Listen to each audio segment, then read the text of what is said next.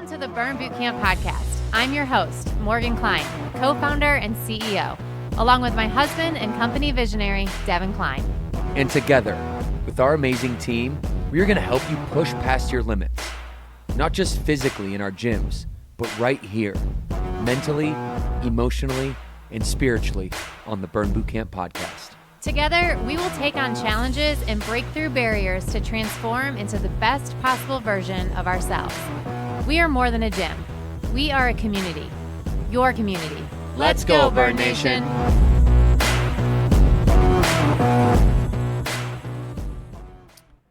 All right, Burn Nation, welcome back to the Burn Bootcamp podcast. We are here with a special guest today, Ashley LeMieux. I'm so excited to have you today. Not only a grief expert, but a Burn Bootcamp member and a bachelor's in English and master's in science with an emphasis in grief from Arizona State University. You have your own incredible story that I cannot wait to dive into. You wrote a book called Born to Shine that was a Publishers Weekly bestseller, and that really launched your authoring career. And you've also written a follow-up called I Am Here. She's the founder and CEO of the Shine Project, which is an online community and shop to help women get through difficult times in their lives. Based on her own experience, she really bases her books and all of her workings. She's also been featured on a lot of things you may have seen before: Health.com, Entrepreneur, Cafe Mom, New York Post, Daily Mail. I'm sure there's so many more because the book was so successful. But she's not done there. She's the creator and the co-host of a wellness podcast, which I'm excited. Morgan and I are going to join her on Healing Her podcast, where she uses her own personal journey and education to take a deep dive into the world of grief and healing in a way that's relatable to her audience. And there's no more relatable person to our audience than a Burn Bootcamp member who is here to really take us on a journey through grief. We all go through it, through suffering. I'm so interested in this topic. I have so many questions for you. You have an amazing story. You, your husband, Mike, and your beautiful daughter have shared this story.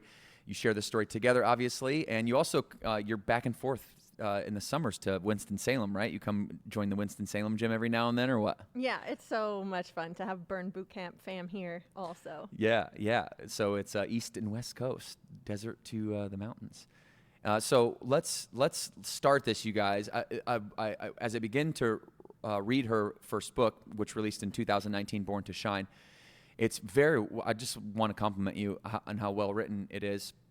And you can tell the story about how many times people told you no before they finally told you yes. That's a whole nother thread we're going to pull on today. But I want to read a part from her introduction that I think it will take us right into Ashley's story and her teachings so beautifully.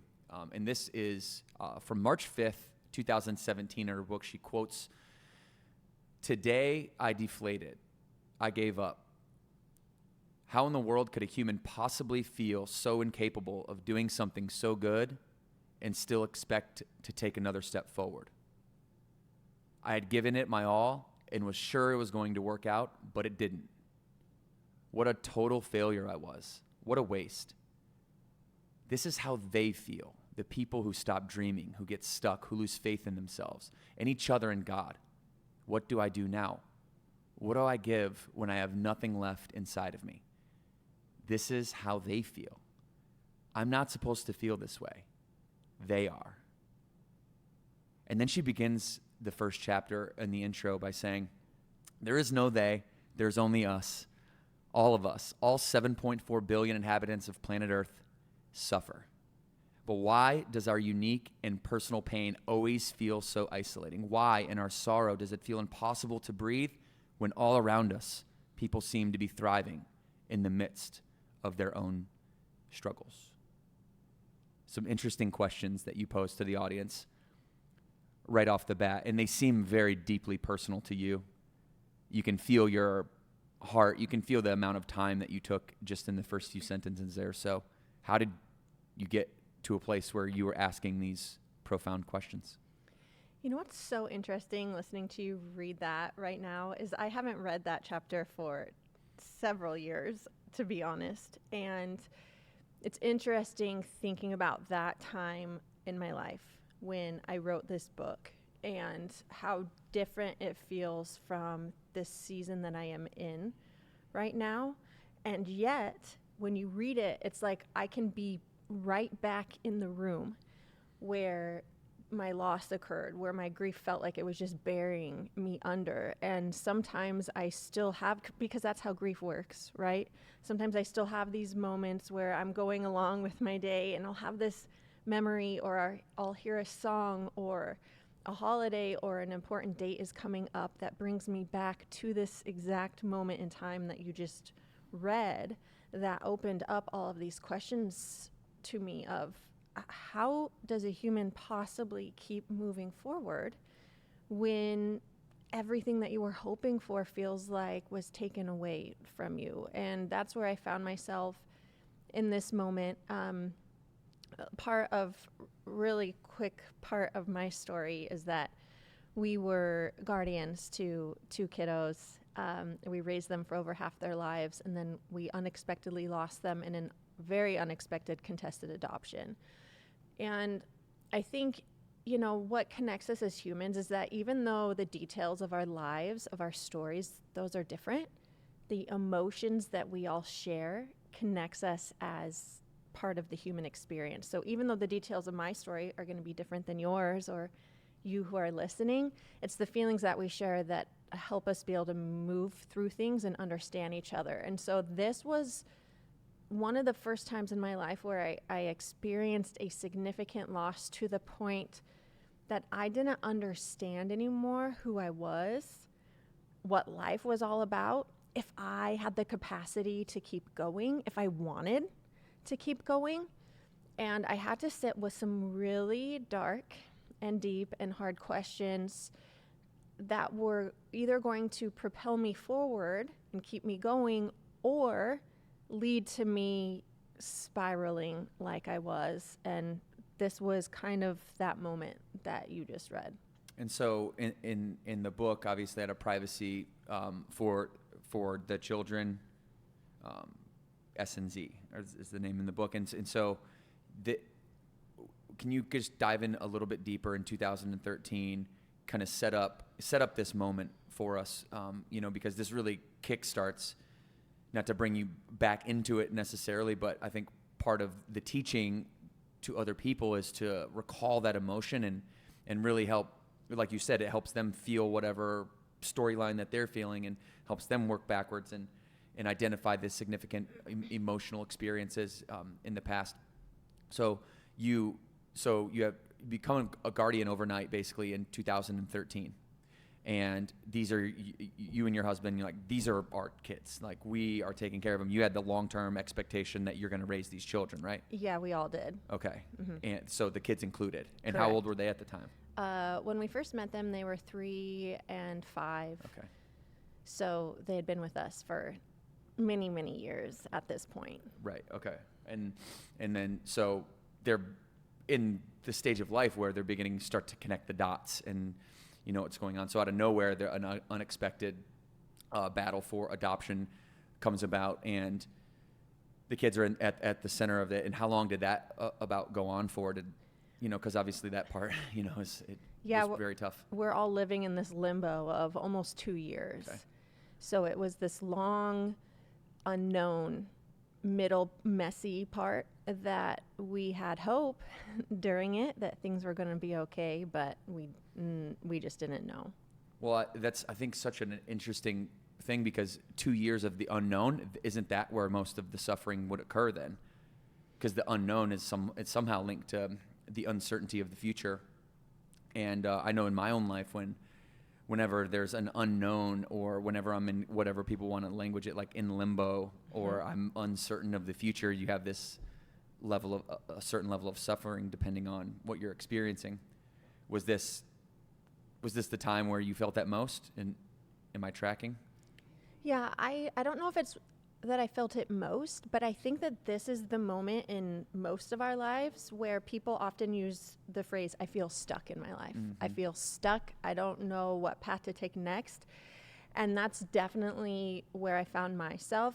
We were stuck in this anxiety and this unknown future where truly we didn't know what path to take forward. We didn't have a lot of options even at that point. And so living in that limbo, in the fear, in the anxiety, in that suffering, that's when for me a lot of the grief started manifesting physically also. So I became very, very sick. I was having to go to a lot of doctor's appointments. We were trying to figure out what was wrong with my gut, and I was getting, like colonoscopies and like all these things trying to figure out what was wrong with me. But in the reality of it, it was that the stress and the deep trauma that all of us were going through, which, as we're talking about, the suffering was manifesting physically.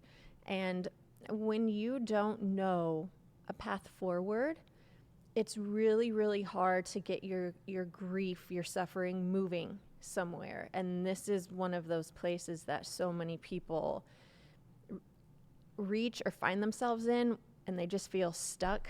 And then that stuckness keeps festering for years to come because they just don't know what to do. What gets you out of the stuckness? That's such a good question. Like, what is the initial momentum? I know it's a series of things, right? Let's be practical. There's not one magical moment that happens and, I'm suffering, and all of a sudden I'm not suffering anymore. Largely as, a buildup of momentum over time. If you zoom yourself back into your own story, what was the initial momentum? What belief changed? What perspective changed? What new insight did you gain that, how did it start? So I'll fast forward now a couple of years. We lost the kids. We ended up moving from Phoenix to Nashville. We sold all of our belongings. We rented out our home in Phoenix. We just had to go figure out what life was going to look like for us now. I had to find myself again because who I was before, she was no longer, and there was no going back to her because I knew new things now. And that was the first step for me, was understanding that life was never going to be how it once was. I think a lot of times we start running ourselves in circles because we want to fit back to how things were. And of course we do, right? Like, that was our life. That was what we loved. That was who we were. And we hold on and we white knuckle to not wanting to lose those things. But I had to first start understanding that it was okay for me and my life to become different, and that entered its own grief. But I'm going to tell you, the most unsexiest thing about this question of, okay, what is this first step? And the reality is 90% of people never reach this first step. How it happened for me was I was sitting on my floor getting ready one morning, and I was about to go meet a literary agent in Nashville for lunch. And I was sitting there and I just started sobbing. Again, the physical part of me that was just exhausted, tired, sick, the emotional part, the grief, it all was so heavy. I just started sobbing. I was trying to get myself together for this very big meeting that I was having. And I remember I put my curling iron down and I looked at myself in the mirror. And for the very first time, I really, really leaned in and acknowledged my grief. And I said, grief, what is it that you are wanting to teach me right now? Which brings us to the first thing that most people spend their entire lives avoiding, is we have to get to a place where we can acknowledge where we actually are. Without doing that, we will spend our whole life running in circles on this hamster wheel, wondering why we feel like we're not moving anywhere, right? We can start the company, we can make the money, we can travel, we can move, we can get into a new relationship, we can do all of these things that we thought we ever wanted, and we can reach them and get there and still feel like, I thought I would feel different now. Mm-hmm. I have everything I thought I wanted, but why do I still feel this emptiness or this void or this feeling inside that this just isn't enough? I thought I would feel different. And so much of that has to do with us not acknowledging where we actually are, what we actually are feeling, and then allowing ourselves to enter this healing journey where we start addressing these deep wounds and feelings that allow us to heal in a way where we can move forward and get unstuck. So acknowledgement is step one, right? Yeah. And then feeling how am I feeling? How do I want to feel? Really being aware of your emotions. Emotional intelligence has a lot to do with this. It seems. Are you familiar with the scale of consciousness from enlightenment to guilt and to shame? Mm-hmm. Oh, what doctor did that? I can't remember. Jordan, map of consciousness, Dr. Robert something or other. We'll pull it up so that you guys can see this map of consciousness. But what it does is it shows you, yes, that one right there on the left. Yes. It shows you David Hawkins, Dr. David Hawkins. That's who it was. Okay. So it shows you from enlightenment to shame or to guilt. And knowing, most people understand like the big 5 emotions. What is it? Happy, sad, angry, depressed, disgusted. Like those are like the big 5 emotions, and most people navigate the world through only those 5. What emotional intelligence is my favorite tool for it is being able to identify like the subset, the derivations of each of those emotions. So like, happiness has even a more elevated emotion called joy, and joy has an even more of an elevated emotion called enlightenment. And the same thing goes with sadness, goes to grief, and then despair, and then depression, shame, guilt, all of it cascades down. So you're saying, just so I'm clear, we need to become more emotionally intelligent if we want to get some momentum at all to begin with, because if we don't know what the problem is and we can't pinpoint it with language, then it's really hard to describe it, to be able to communicate to yourself and to others, what the problem is. Therefore, you can try to find an answer. Is that? Yeah, that's definitely part of it. But not only do we need to be able to describe it, most of us won't allow ourselves to feel it. We won't even validate it to ourselves. If you can pull up the emotion wheel, the wheel of emotions, this is actually really cool, because I'll take anger, for example. A lot of times someone will get stuck in anger, but what they are really feeling is profound sadness. But you know what's easier to feel than just feeling sad and dealing with that? It's easier to feel angry. It's easier to be mad at somebody, to place blame on somebody, to express that type of outward emotion than to sit with your sadness and be able to sift through that. And so that's where acknowledgement comes in, is we got to figure out how can we feel safe to feel our emotions so that we can feel them, and then we can describe what's going on so we can move forward. And is safety part of like the environment change for you? Safety the environment change was a huge one. Phoenix to Nashville, right? Was that part of that safety protocol? Absolutely. Okay. The situation was over. A lot of times people don't feel safe expressing their emotions because it goes back to childhood.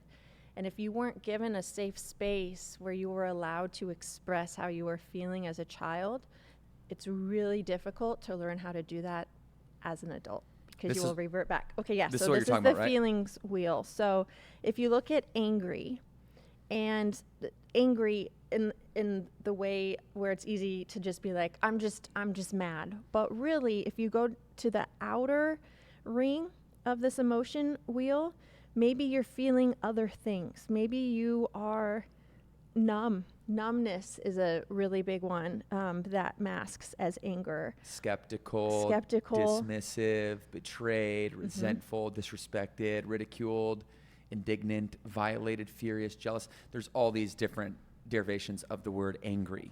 Right. Okay. And at our healthiest, that's what we can identify with, but we have to do the work to be able to get there. So it's not about diverting to one of the core emotions and not feeling anger or trying to stay away from anger, or, which I think is so interesting about suffering, it's not trying to avoid suffering. It's trying to be able to provide some type of meaning, some type of emotional, how'd you say, like some type of emotional security in the suffering that is already there, right? Like that you're not running from it, but you're leaning into it in a sense. And so you don't get stuck there. A lot of us also have this false perception of what healing is, because we've been taught wrong, because society just wants us to get over it, right? Move on, keep going. And so in our minds, we have this idea that healing means we don't feel the hard things anymore.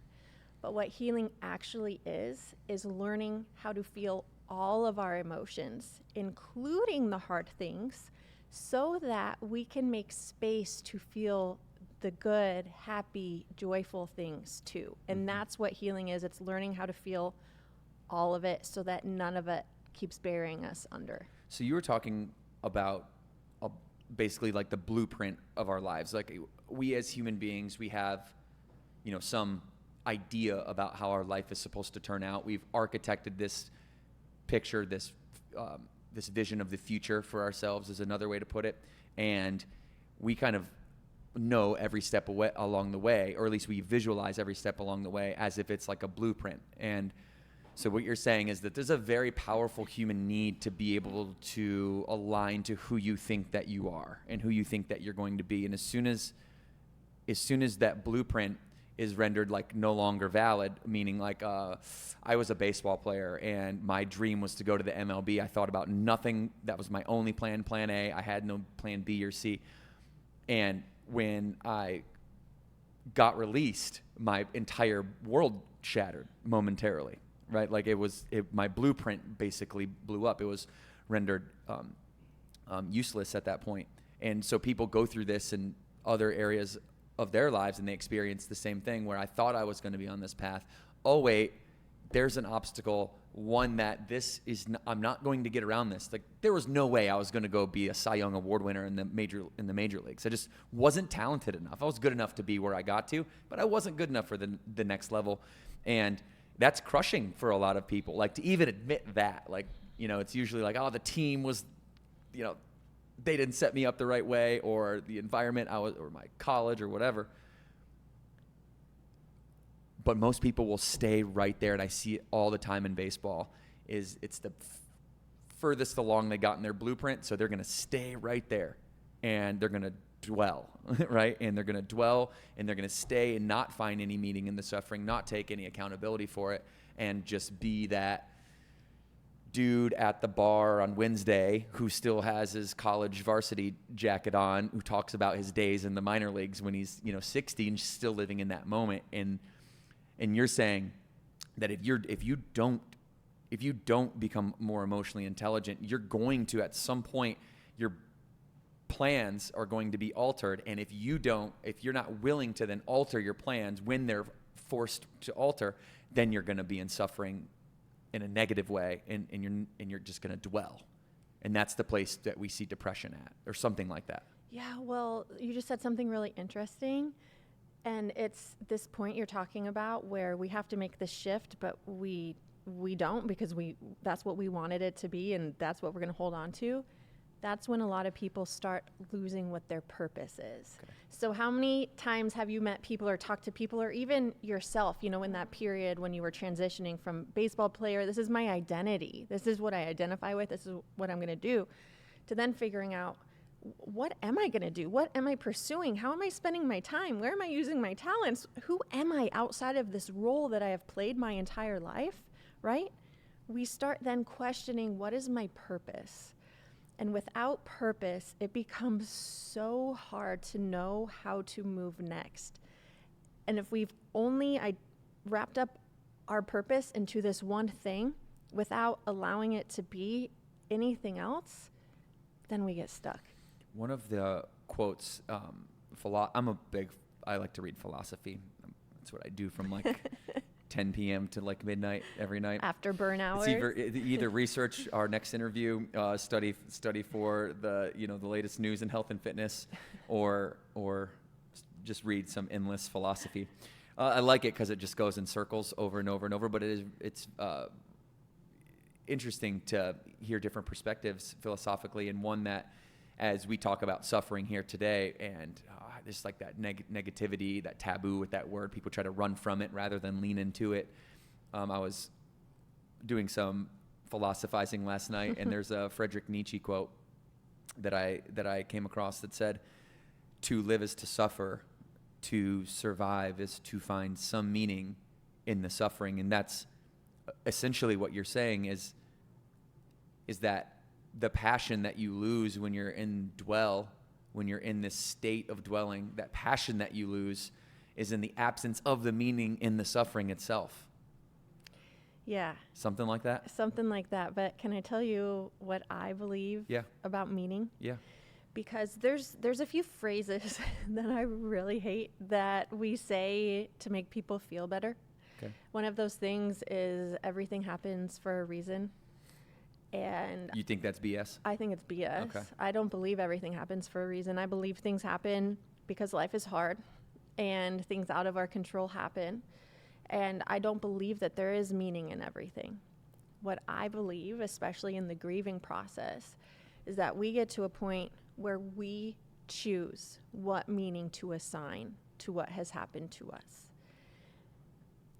That is, for me, how I was able to start moving from suffering and out of it into living with grief that was allowing me to move forward. And I was carrying it with me, but it wasn't the main focus anymore of my entire life. Well, I love what you say about that from this perspective, although we could talk back and forth about steel manning and straw manning, either side of this, but I know what you're saying.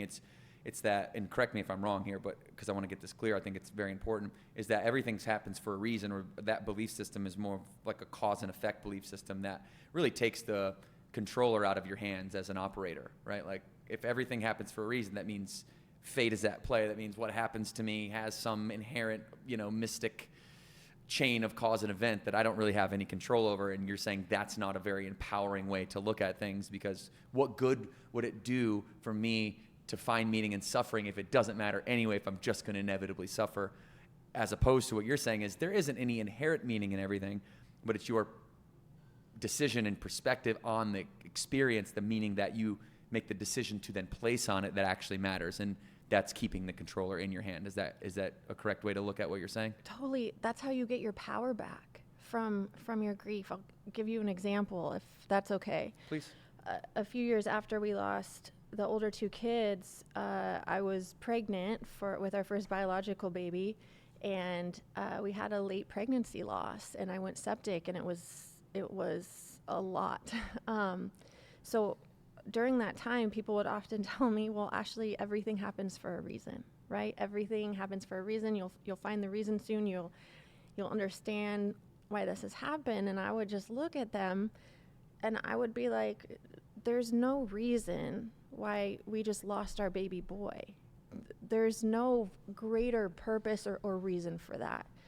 In order for me to create meaning from that experience, it would be something that I would have to choose to do down the road. Over the years, as I've worked with millions of women in their grief, what I have learned is that when we are in that acute suffering, grieving stage, telling someone that their pain right now, that it is the worst thing they have ever experienced, is happening for a reason, is one of the most harmful, deflating things that we could ever tell somebody. It reminds me of this video. Let's see if we can pull it up. It's the Brene Brown empathy video. Try to find it on YouTube. Yeah, this is a good one. If you can't, then that's okay. Okay, apparently we can't hear it. Okay, well, we're going to fix that, right? We're going to hear it. We're going to hear it next time, okay? Well, I want you guys we'll put the link in the show notes. It's a very good video. You've seen it before. Mm-hmm. Yeah, it reminds me of what you were talking about, where she really describes, sympathy versus empathy. And sympathy is, everything happens for a reason, you're okay. At least you're successful in X, Y, and Z category, right, versus like, hey, I feel you, I'm with you. Mm-hmm. I don't have all the answers to your problems, nor do I pretend to, but I will be here when you need a shoulder to cry on, and I'll do that with you. Yes. And I'm not trying to solve all your problems. This is a big problem in business, by the way. Oh, yeah. Huge problem. Yes. There is zero empathy in business, like at a grand scale, right? We really pride ourselves on leaning into that. We call it people first, just to make it easy to understand system-wide. And you probably feel this being a member too, right? Like there's a real genuine concern and care, yes, for our members, mm-hmm, and it's not just like, hey, we hope you hey, I'm not feeling great today. Well, at least you got your workout in. Glad you're here. It's like, no, yeah, that sucks. Yeah. We're here for you though. Yes. And we pick. Have you seen anything? Little sidetrack note, real quick. Have you seen anything in Awatuki that leans into that example of the community picking somebody up when, someone gets married, someone gets divorced, somebody gets a new job, somebody hits 250 camps, somebody overcomes a cancer diagnosis or has a cancer diagnosis. Have you been a part of any of those kind of group, collective, empathetic tendencies of Burn Nation at all? Oh my gosh, just even going there every day with like our head trainer there, the whole staff there, is anytime anyone has accomplished something, it is this whole celebration. I remember over the summer I was gone a little bit and I'm getting text messages from Stephanie who's like, hey, are you okay? Haven't seen you this week. Where are you at? And I'm like, oh, I'm actually at the Winston-Salem burn. I'm good. But here's my picture to prove it. I promise I'm here. Yeah. But just that genuine care is what was really helpful for me actually stepping back into a gym after, some experiences that I've had the past few years. And it was what has kept me going there for sure. This is I'm gonna go to one more quote that you have here. Let me see. I wrote it down. I'll find it in a second. As I search for this quote, it's profound. I wanted to read it. Could you talk to me just about this whole notion of getting your power back? What does it mean when you say give it away? How do we give it away in context of grief? How do we keep it? Is it just the perspective of there isn't any inherent meaning in everything? It's the meaning I give it. Is that what gives? I know that's part of the story, but I notice myself, and I'd love to hear your comments on this. Myself, sometimes and this is mostly with Morgan, part of the power that I give away is to seek other people's approval. Yes. To Same. not cause any, it's not grief, it wouldn't be grief, but it'd be some, lighter version of that. It's like a coping Yeah. mechanism probably. Yeah. Like I seek certain people's approval, my franchise partners. And it's not like it's them. I inherently want to make them happy. Right. Like that's my goal. I want to make sure that they are healthy, that they're happy, that they're financially well because they're in business with me, that they're happy with the investment that they made. And sometimes I'll have a tendency to feel anxious if I feel like I'm letting them down at all, when I very well know that the decisions that I've made are ones with integrity and authenticity and the core values at the forefront. It wasn't a decision that I felt bad about. It was the way that the decision might affect other people and then their perspective of me back, even though I don't think I would make a different decision. Do you ever find yourself trying to control their perception of you? I think, or to find yourself doing things to fix the perception of you? I would say yes. I would not see a world in which somebody in my position couldn't manage the reputation of yourself and the people that you serve. Yes. Yeah, in some way. Okay, I love that you have brought this up because this is such a universal feeling, whether it's you want other people's approval or whether you want a certain situation to go your way or whether you've had a hard thing in the past and you want to ensure that moving forward it's not going to blow up in your face again. As humans, we tell ourselves that we have control over the bigger things going on around us. And that's one of the ways, like you just brought up, that we really give our power away, trying to be able to control the outcomes that we have no control over.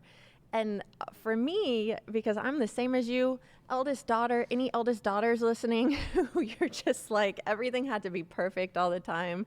High achiever, people's opinions and approval of me have really mattered my whole life, and trying to control their perception of me so that I could prove that I'm right or that I'm a certain way. Something, I don't know if this might be something that you can hold on to, but there's a thought that I play in my head over that I've kind of grasped onto, and it's that other people are allowed to be wrong about me. But anyway, sidetrack. No, break that down. Yeah, Yeah. Other people are allowed to be wrong about me. Okay, yeah, break that down.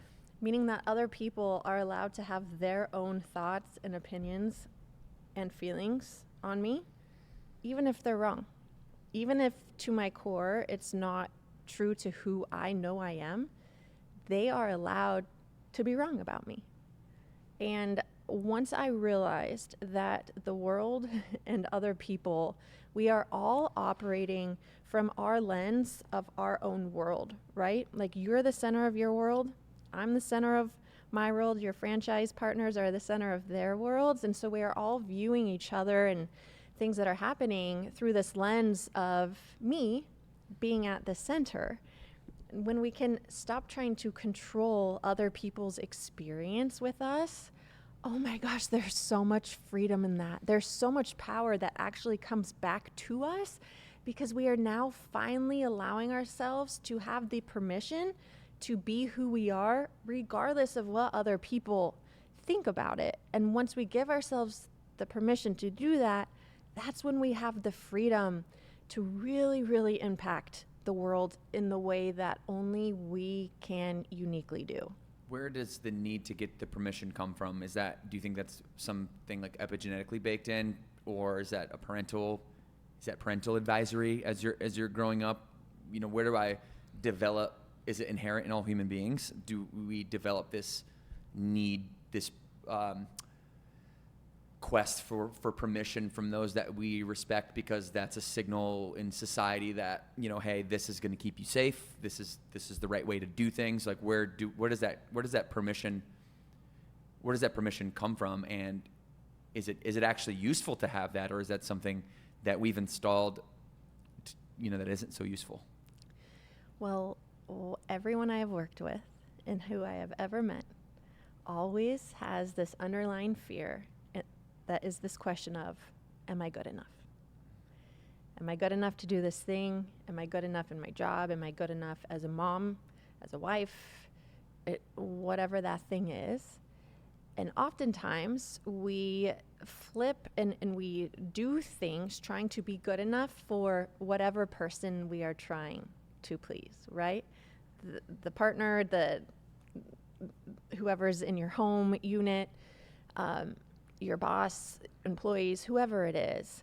And as we do that, as we try to become enough for them, wanting to be good enough for them, we start losing parts of ourselves that we don't give our own selves permission to be. A lot of times I think, depending on how you grow up, for sure that impacts you. For sure that impacts what you feel like you are allowed, who you are allowed to be, what's acceptable, what society might think of you, what the approval of your parents might be from that. Of course, that plays into it. But so many humans have this question of, am I good enough? And then we constantly try to prove that we are. So the permission stems from some inherent motivation that we all have baked in that seems like it's leads back to love, some type of loss or gain of love. And I do things out of the loss or the need to gain or the need to keep the love of other people in my life. So the permission, in a sense, is making sure those that I cared for dearly care for me back as dearly as I care for them. So how do we get away from that? Because that's not going to go anywhere. That human need for us to need love, right, and to have a close circle. How do you navigate not letting that close circle that you need, that is part of our health, right? You were saying earlier, if your thoughts can make you sick, grief can make you sick. Oh yeah, right? It can make you sick. You are physically sick. You're physically ill. So if it can make you sick, a thought, an emotion, then emotions can, or thoughts can also probably make you healthy, can make you happier, can keep your immune system higher, whatever the pathology is from that. When we're talking about this love, like this is an intrinsic human need. Where is the balance? I know it's a gray area, and we're not going to have all the answers, but I'm interested to hear your opinion on what that gray area is between needing love as a part of human psychology to be happy versus needing other people's permission. How do we define those things separately? This is such a good question. There's a psychologist. I wish I could remember his name. Frank Anderson. It's Frank Anderson. But he has a phrase that he says, and it goes like this: What is often hysterical is historical. So here's what that means. As we talk about that through the lens of giving, receiving love, wanting to be enough to get love from other people. Sometimes we repeat patterns throughout our lives, trying to fix patterns from the beginning of our lives. So there's many instances, many people who will continue to be in patterns of relationships where they are always trying to seek someone's love, and like that person is just barely available or just not quite available, and they can find themselves in a new relationship, whether it's a partner or a business relationship or friendships, where it just seems like this pattern is always coming. And Frank Anderson teaches and talks about how if it's hysterical, meaning this is a problem that's always happening, that's always affecting you, that you're always trying to seek love from someone who's just like kind of always withholding, then that means it's probably historical, meaning it happened once from a long time ago, but the pattern hasn't been broken, and so it keeps coming up. There's this philosophy, this belief that patterns will continue to resurface in our lives until we heal from them. And so I guess that's kind of like my roundabout way of answering this question of how do we create healthy patterns in our lives so that we are giving and receiving love to people, to the community around us, where it goes both ways and we're not creating this hysterical experience for us because we are used to living in chaos and fear and shame and neglect. How can we heal that part of ourselves where, again, we feel safe enough to receive love that is whole and pure and does its best and is always going to show up for us no matter what? Yeah, that makes sense. That does make sense. It's an interesting, very gray area to talk about because, you know, it is that double-edged sword of I need love, but it's like from who first? And you know, we write about in our book Burn that Morgan and I co-authored. We talk about connecting with yourself before you can connect with others, right? And really, you know, realizing that at the end of the day, it's just you and yourself and God, whoever your God is, whatever your God is, right? That's it, and everything else is just a mere reflection of that. Yes. Right, and like my need. Let me see if I can sort this out. My need for approval from others is filling a void of love that I don't have for myself, that they also don't have for me.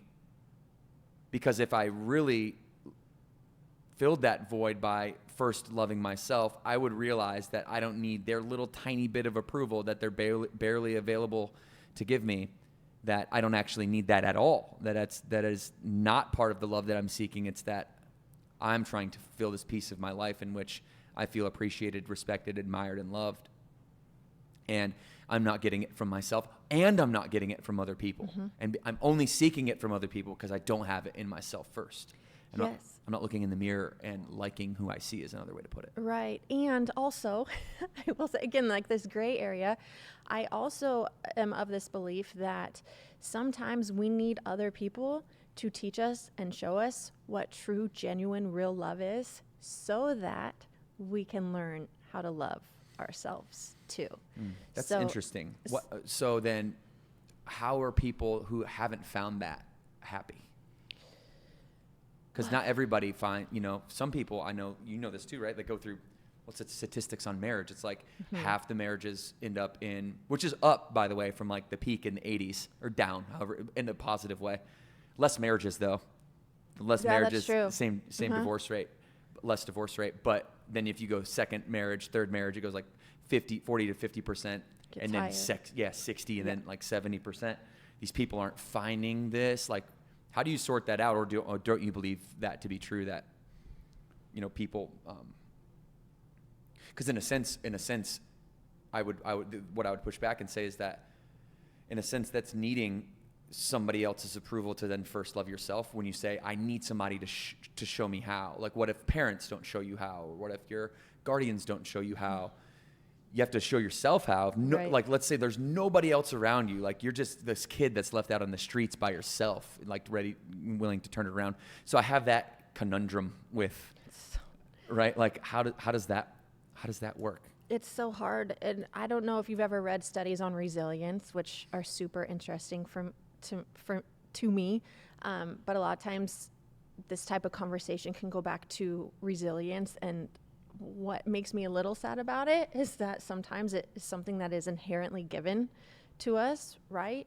When I think about kids who are in the foster care system, we know the statistics in the foster care system.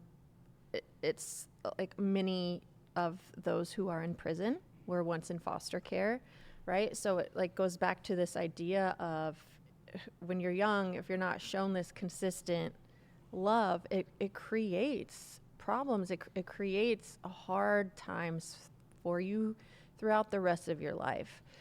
And I think that this conversation can kind of come from a privileged standpoint of, well, then how do we get you the help that you need, right? We know that therapy is important. We know that there's other deeper kinds of therapy like EMDR or intensive types of cognitive behavioral therapy that can help you, or if there's a mental illness that has come as a result of that, and medication. Like, I'm a huge advocate for all of those things so that the person can get the support they need. And sometimes that's what I want everyone to go to therapy. I'm like, right. Let's all go so we can figure our stuff out. But also I know that comes from a privileged place of not everyone has easy access or even knowledge to it. And I think that this is where, when we can heal ourselves, we then can start influencing the community, the people around us, to help give resources and advocate for people who don't have access to this type of information and help like they should. We just did a really cool podcast on human resilience with Dr. Morgan Cutlip. Oh, I love her. Yeah, and she was just on not too long ago. That was a great episode. We really shine the flashlight on what it means to be resilient. I think you guys have like a Venn diagram crossover in terms of your interests when it comes to human resiliency. We are talking a lot about just like the effects of cold plunging, how there's not so much, peer-revised scientific medical journals out there that actually talk about the physiological effects and the recovery effects of cold plunging. But there are, in terms of mental resiliency and doing, essentially like making your brain do things that your brain doesn't want to do, like voluntarily, intentionally. That in itself, the outcome of that is more self-respect, right? It's more self-esteem. It's more self-love. It's an easy way, like even like taking a cold shower is an easy way to just make a quick promise to yourself on something that sucks that you don't want to do, and then just do it. And then that feeling of, I just did something I didn't want to do, something that was hard, it happens instantaneously. That's what keeps people coming back to burn too, is this, it's not the fact that we hit PRs and things like that. It's the confidence that is a byproduct of the PR. Yes. Right? It's that cascading emotion. Yes. The self-esteem of it. For me, when I go to burn, I make a promise to myself every day. That's what I focus on, just one promise at a time to keep myself going. That's how I've gotten from where I was to where I am now. And with burn, that's how it started, was making this promise of, I'm going to show up for myself today in this way. And as I did that, and as I noticed the effects that it has on me emotionally, mentally, physically, I'm like, oh, this is a good promise for me to keep. And when I don't keep it, I notice the difference of it. Well, isn't that where a lot of suffering takes place? In the broken promises that we make to ourselves over and over and over. And it's like 1,000 daily little knives that just keep slicing you over and over and over, causing this pain. And before you know it, you lose all confidence because now you're a person that can't keep promises to themselves. And if I'm a person that can't keep promises to myself, well, then I don't love myself as much as I could. Therefore, other people don't love me as much as they could. How could they if I don't love myself first? And spiral and cascade and downward we go into this depression. And I'd like to hear your take on the kind of Western medicine philosophy versus a true cognitive behavioral therapeutics, natural working through your emotions, understanding your brain, understanding emotional intelligence. What does it mean versus, hey, you feel this way, here's a pill. This is a good question, and I'm not a doctor or anyone's doctor, but for me, I'm a huge believer in both. Medication saved my life at one point, and then also learning how to work through my emotions and feel them and release them has also been a huge part of my journey. So I'm always an advocate to support yourself with as many tools as you need so that you can keep moving forward. Something that was really helpful for me in the beginning when my depression took over, that was brought on by grief and then prolonged grief, was someone explained it to me in this way. Actually, my psychiatrist explained it to me in this way because I was just like not getting off of this cycle of just feeling terrible all the time. And she said this: grief feels like a wave, like an ocean wave, where it comes in and man, you're like, I'm going to drown under this weight and in this water. But then there will be a moment where it goes back out, and then it will come back in, it'll go out, and it will kind of create this rhythm where you feel it, but then you'll get little moments of reprieve. And obviously in the beginning, the wave is going to be in way more than it goes out. But with depression, you feel like for an extended period of time, the wave comes in and it never goes back out. And when that happens, we know that you need more support, and medication is often a great way to help support it so that your brain can kind of get unstuck and start processing things the way that you want it to, so you can keep moving forward. Yeah, medicine is an incredible thing when it's used appropriately and it's advised appropriately. And there's a lot of real lopsided, asymmetric talk nowadays in our country, especially, that's like, you have to be on this side or you have to be on this side. And that's with everything, politics, from medicine to food to fitness. Everything is polarized, and it's my team or your team. And it's almost never the case that it's always usually a mix, like in this case, of therapeutic work, like actually becoming more emotionally intelligent, doing the work to become, that's what I hear when I say psychiatry, is doing the work to become more emotionally intelligent so that I can then language to myself first the way things are that makes sense to me through my worldview, so that I can move forward in my life with forgiveness or whatever it might be. But you might have, like, to your point, you need a little kickstart, right? I've never taken this type of medication or had the need to, but I can imagine a scenario in which that wave is like a surge in Southwest Florida after a hurricane, and it's just standing water. Yeah. And you need a little bit of momentum to take that surge out. I think that, don't want to cut you off, but I also think that, if you were to break your arm right now, we would take you to the hospital, and we would know they would give you medication. You'd go under surgery. They'd put it back together. You'd have a protocol in which that you would follow so that your arm could heal again. And we know because of medicine that you could have full use of it again, right? We don't have this open conversation and dialogue or view on supporting our mental health. Our mental health is just as important as supporting our physical health. And so when we know that we are sick or off or there's a chemical imbalance, of course we want to go and get the same type of care and support as we would if we just broke one of our bones. And so that's also how I look at it. And I think these conversations are so important because it helps destigmatize the need to go and get help, and that it's okay. Yeah, no, it definitely is, and you should get help if you break your arm. And if you got a, like, not to be offensive, but if you have a piece of your brain that you feel like is metaphorically broken, then you should probably try to fix it. And you should use all the tools available to you. I think the problem that I see isn't so much in, generally speaking, people understanding the incredible nature of science and Western medicine, but it's the actual protocol. You know, and you might have a different experience than like mainstream, but the actual protocol sometimes is, hey, this and only this, here you go, take this and only this, and all your problems will be solved through this pill or through this protocol, right? And the protocol isn't, hey, I need you to jumpstart with this. I'm going to wean you off of this over time. Absolutely. Here's the protocol to then for you to take back control of your life, because relying fundamentally on medicine is relying on something else outside of you, generally speaking, right? Like there's obviously like outlier cases. I'm talking about the vast majority of cases, not the outlier cases where there's a severe genetic predisposition to anxiety or something like that. You know, like I'm talking about just every day, what most of us go through in life with, whether it's a family member dying or, you know, in your case, you losing 2 children who you thought you were going to raise them up your whole life, or in my case, or so many people's cases, like their parents never being there for them. There's all types of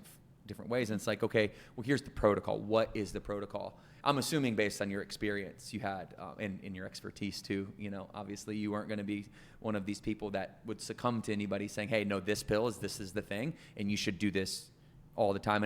And I'm sure there are plenty of medical professionals whose protocol is spot on exactly what we should be doing. But just like everything else, my industry, everyone else's industry, there's a dark side of it and there's a light side of it, right? And I think the dark side of medicine is what gets demonized so much when, you know, you see the classic Netflix series where there's doctors hiring pretty blonde girls to then go sell them drugs and things like this. And it's like, you know, that gets then pasted across the entire industry. And it's never that it's that absolute across the board. It's some blend of something in the middle. Totally. And we also know that therapists, counseling, psychiatrists, like they're overloaded. And one of the problems is that sometimes the wait lists are so long that when someone needs immediate attention and they can't be seen for 6 months, like what is that person supposed to do? And so there is this gap of healthcare and the availability that really, really needs to be figured out, especially post-pandemic. Like we are in this mental health crisis and there's just not enough resources, and so sometimes things don't happen how we hope that they would. Can you get momentum on your own? Absolutely. So maybe let's go there for a minute. Let's talk about some of the practical ways to get some momentum on our own. Okay. And I want to be clear that when I talk about this, I am not referring to like if you have PTSD or severe trauma or a clinical diagnosis mental illness where you need support, right? This is like, those are the outlier cases. They're not the most common. We're talking about the middle 80% of cases. You're going through grief. Yes, this is what we all deal. They call it normal life problems, and then the associated emotions that happen, right? No less traumatic, no less suffering than the next person, you know, but trauma itself, suffering itself in the vast majority of it. Let's be okay. What is interesting though is that me and you could have the same experience, normal experience, and I could have PTSD or trauma from it, and you couldn't. So based off of how you react and how the reaction came up for you and based off of life experiences, we can all share the same experience and have totally different reactions from it also. But here's what I would say. If you find yourself, like you are stuck, you're in the grief, you're like, I don't know who I am anymore and I don't know how to move forward. How do I find myself again? Can I give you a quick example so that you can talk right to one person? Yeah, How about love that. Okay, because this is a normal, I think, not so normal, but difficult situation, very tragic situation that our kind of crew here at HQ went through. One of our account managers on our media company side, Burn Media, and who was formerly my nanny, her name is Bailey, and her husband passed away at 34 unexpectedly from a genetic genetic mutation. And just one night he was here, next night he was gone, right? And Bailey, who is open about this, so she wouldn't mind me talking about it, you know, she's clearly in those stages of like, what? Like, it's been a little bit over a year now. We've all been there for her as much as we can. She doesn't have parental support on either side, unfortunately. No siblings. So it's really just her and her friends. So I think if you were to speak to Bailey, what type of practical advice could you give her to get some momentum going in the right direction to maybe stave off, those waves sitting and, keep them flowing? That's the expectation. It's not that it ever goes away, or that, we always want to remember Mike for all the great things he did and was going to do, and the light that he shed on our lives.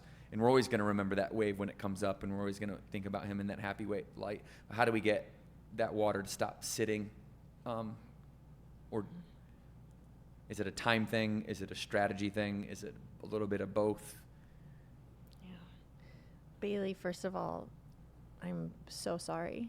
This is absolutely devastating. And of course you feel devastated, and like the water is sitting and trying to come up for air, trying to figure out what to do is, like, in my opinion, one of the bravest things that you can do as a human, of asking the question, how do I move forward after the hardest thing that could ever happen to me has now happened? I think at first we want to fix it, right? We want to fix it, and we don't want the people we love to feel the pain, but the reality is that the pain is going to be there, because that's the reality of grief. Something that I often hear, and that many people hear, is that time heals all wounds, and I don't believe that to be true. I also think that's BS. It is BS. It sounds good, right? But I'm sure Bailey feels that how could time is not going to bring back Mike. Time is not going to fix my broken heart. Why? Well, because time doesn't erase love. And as long as we have love, we're going to have grief. Grief is the price that we pay for love. And so with Bailey, I and anyone in a situation like this, is the first thing is that, one, I am so deeply sorry. I know that you want to fix it, right away. But for me, the very best thing that you can start doing is taking care of yourself, maybe in a way that you never have before. So here's what I mean. What we know, like especially the first year and a half, when you go through something really tragic, a lot of our needs fall away. We aren't hungry, so we kind of stop eating. It's really hard to sleep, so we stop sleeping. We get out of whack on our schedule, and so then we're kind of like zombies through the day on top of our grief, and we're not getting any of just like the practical, tangible things that we need, because our nervous system is so shot that we feel like we don't even have the capacity to do that. Here's something that I think is super cool about routine, is that what we know about grief is that grief needs routine. Why?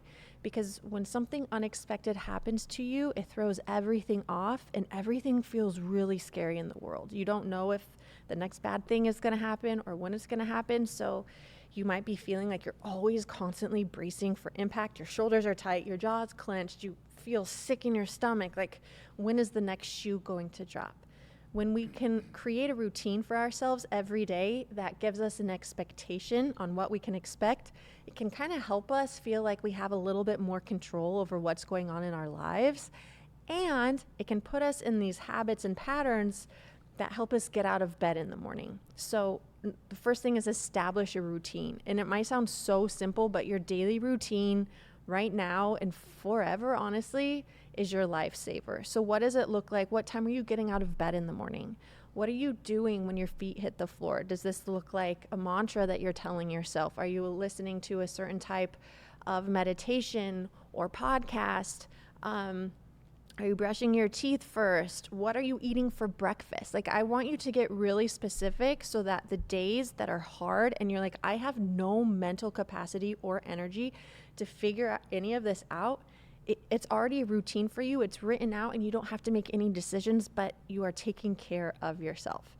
The next thing I would tell you, which my own therapist told me for many years, and it's going to sound, again, so simple, is we need humor. You need a laugh. And that's like the opposite thing that you want to do, right? When life sucks. I remember after we had our pregnancy loss, one of the things that my therapist made me do every day was watch a show or a comedy sketch that made me actually laugh. And so that was part of my healing routine. I created a healing routine for myself, and that was part of the routine I did every day. I did something to make me laugh. So we got to start with the basics of let's get you taking care of yourself again. And as we can move through that, then we can start adding other things in and asking ourselves the question of, this is why I created my process called clarity mapping, but really figuring out what is my intention for my life now that things are different. Getting to that answer can be so hard because it means we have to let go of our expectations. It means that we have to move forward from what was to what is in the reality, going back to the acknowledgement. But what is your intention for your life right now? And then what are things that we can do to help bring that to life? And based off of that answer then is where you can kind of start jump-starting to do things like, oh my gosh, I felt some joy today because I did this thing. Or, oh my gosh, I'm making progress actually for the first time in a year in this thing. I never thought I would feel this way again, but starting to become very mindful of these moments, even if they're small, where we start having hope or we start thinking different thoughts that are replacing really negative ones that we've had for a long time, is like an essential part of not only the survival, but of moving forward. Well, I hope that this is momentum for at least someone out there. I know there's thousands of people listening right now. Thank you guys for being here and tuning in. We all go through this stuff, and it's, sometimes hard to talk about or listen to even because it reminds you of tragedy in your life. And, so often we've been talking about this entire podcast, we run from it rather than lean into it.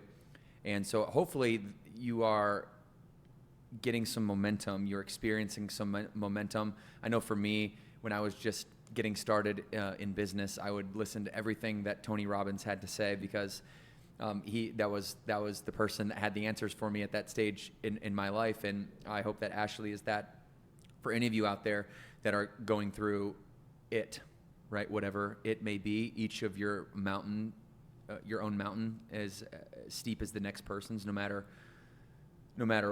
how you define suffering or you define trauma. These are real words that are a part of the human experience, and to live is to suffer, and it's important to find the meaning. So hopefully this is some momentum for you. The Healing Her podcast is also available on Apple Podcast for you guys to go check out. Talk about that for a moment.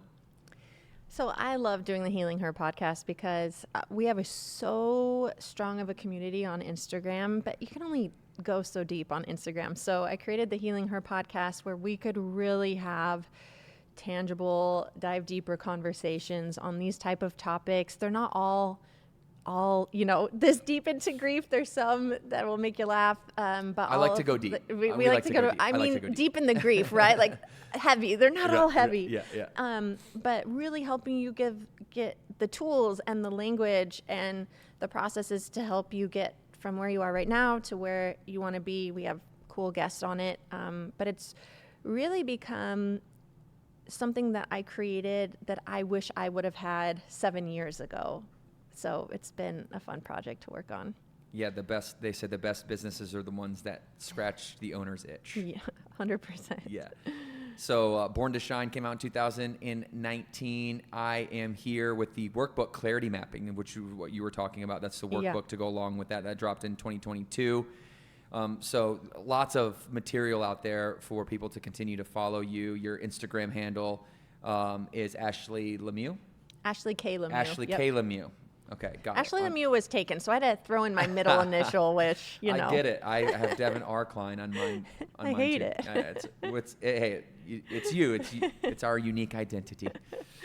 This has been so great to be able to get to talk to you and for you to share your story and also your experiences and your knowledge that stemmed from your story. So thank you for being here and talking to us about grief and suffering and pretty deep topics, and we had a few laughs throughout the podcast as well. So any last words of wisdom or advice that you might want to leave with the Burn Boot Camp audience today? Yeah, just no matter where you are right now, I want you to always know that you're not too late, you're not too far behind, you're not too lost, your story isn't over yet, and every single day you have the power to make a new decision, to take a new path that gets you to where you want to be. You heard it, everybody. All right, thanks, Ashley. Thanks for having me. We appreciate you. 2 claps on 2. 1, 2.